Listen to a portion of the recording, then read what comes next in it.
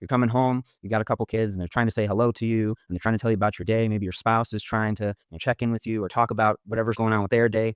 Where's your mind? Probably somewhere else. And I bet you very quickly you start to feel those things piling up, and now you're in overload. And how are you going to react when you're in overload? High-risk professionals struggle with one transition more than any other, and it's the shift from the job back into the home. Your body is still in work mode, and your mind is scanning for threats. And your family ends up getting the version of you that's still on duty. In this video, I'm going to show you the first thing to do when you can't shut off work mode and why this skill protects your relationships, your sleep, and your long-term performance. Hey everyone, Dr. Greg here with another video where we're going to talk a little bit about the first thing to do when you can't turn off work mode when you're at home. Let's start by understanding why coming home feels harder than the job itself, because if you miss this part, no tactic is going to work. So when we think about how the nervous system functions, we have really two different ones that are working kind of opposition of one another. So that first system is our fight or flight system. And this gets us activated. We're ready to go. We're gonna go out, we're gonna kill the mammoth, and we're gonna bring home the bacon.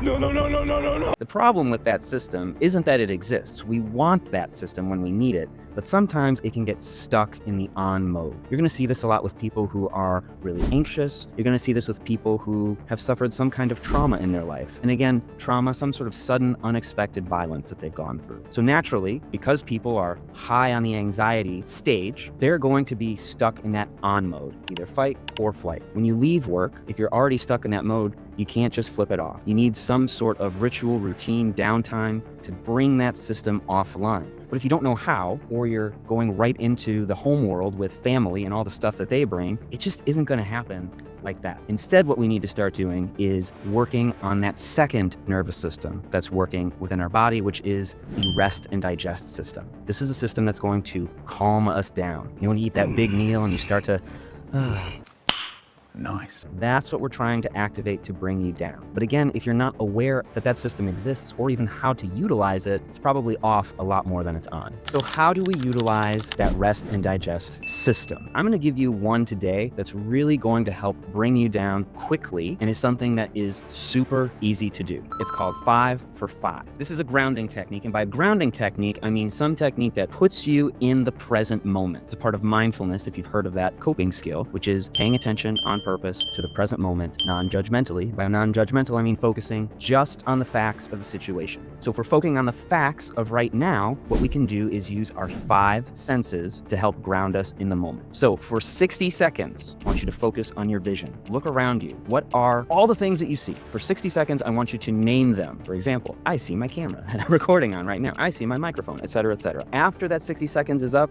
we're gonna switch gears. Now we're gonna do, what can you hear for 60 seconds? Okay, I can hear my computer humming. I can hear, some noises downstairs.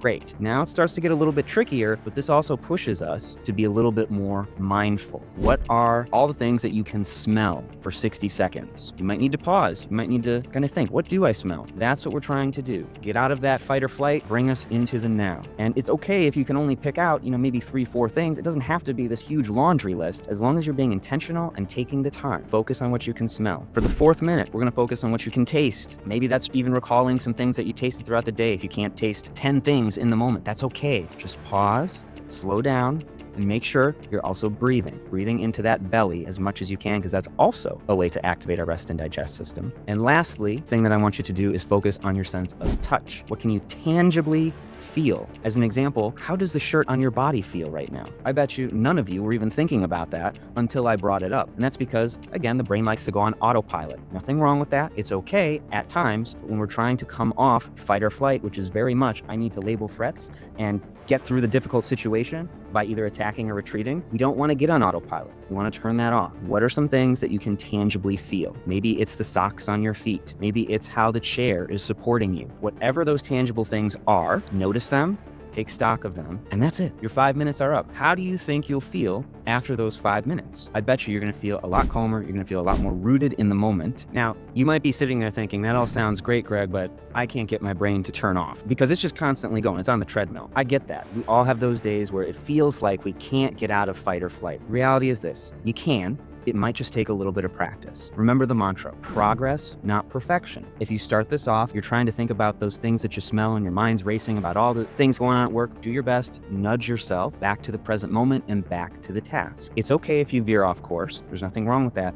just bring yourself back gently and easily, not bringing the hammer down on yourself. I'm such an idiot, I'm so dumb. Just try and bring yourself back as gently as you can. The other thing that you can do, and I mentioned this earlier, do that deep belly breathing. For those of you that are singers, you already know how to do this. This is diaphragmatic breathing. If you're unsure if you're doing it correctly, well, I'll give you a quick tutorial about how that works. Because a lot of us, when we're in that fight or flight mode, we're breathing into our chests, which is great. Think about when you're working out. You want to have those short, shallow breaths. That's going to activate fight or flight though, and we're trying to calm the mind down. Breathe into your belly. If you're not sure if you're doing it right, put your hand on your belly. And when you breathe in, it should inflate. Your belly should inflate like a balloon and your hand will raise. And when you exhale, your hand's gonna sink back down towards your belly. Take some time, give yourself a little bit of grace, and practice. Why is all of this important? Because if you are bringing all of that work stuff back into the home, you're probably creating a lot of problems where you want to be at peace. And that's not by design. It's not like you're maliciously trying to hurt people in your life, but inadvertently,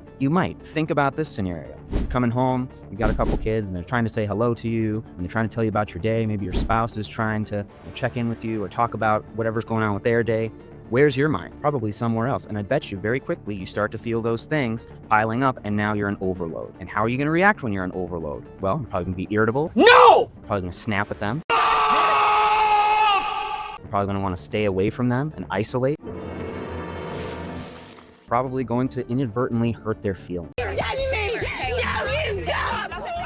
So the more that you can regulate yourself, even if you're dealing with difficult stuff at work, this isn't to, discount anyone's tough work day. We all have tough work days. All I'm saying is the more that you can regulate the emotions around those work days, the better parent, spouse, happier, healthier individual you are going to be in your life. Because it's better to operate, maybe from down here than up here. So take that time, do some 5 for 5, bring yourself down, and you're gonna notice a huge change. So here is the main thing that I want you to remember. Work mode won't turn off on its own. Your nervous system needs a signal to shift states. A simple reset ritual interrupts the stress cycle, reduces irritability, and protects your relationships. You don't need a perfect routine. You need one consistent action that tells your system you're safe. If you want help building these transitions into your daily life, this is exactly the work I do with high-achieving professionals. You can take that next step and book a call at the link below whenever you're ready. Check out my practice, Royal Oasis Psychotherapy Institute. Look forward to working with you soon.